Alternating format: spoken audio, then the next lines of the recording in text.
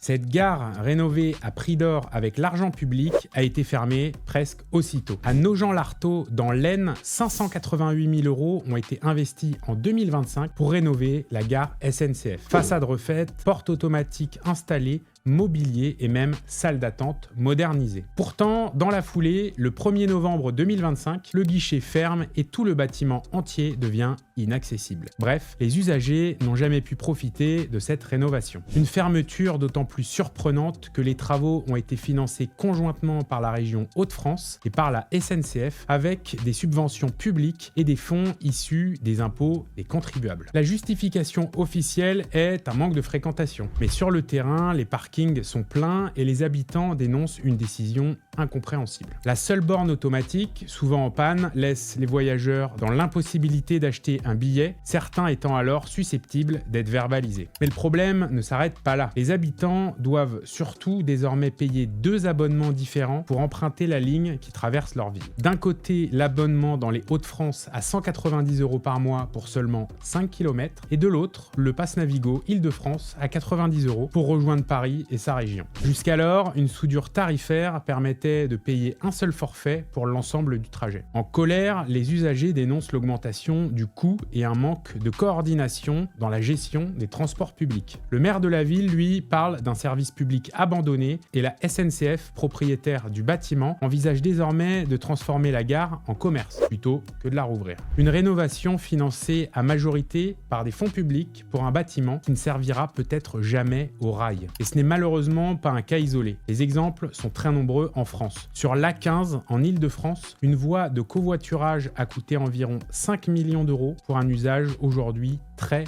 limité. Dans les Ardennes, un pont flambant neuf a été construit pour 3 millions d'euros et il n'a jamais été raccordé à une route et il reste donc totalement inutile. Certains ronds-points en France ont coûté jusqu'à près d'1 million d'euros, notamment à cause d'aménagements décoratifs disproportionnés pour la taille des communes. La gare de Nogent-l'Artaud illustre un problème récurrent. Des millions d'euros investis dans des infrastructures qui ne servent pas ou très peu et des usagers contraints de payer plus cher pour le même service. À votre avis, s'agit-il d'une gabegie d'argent public ou d'un mauvais choix de gestion? Donnez-nous votre avis en commentaire et abonnez-vous à notre compte pour savoir où passe votre argent.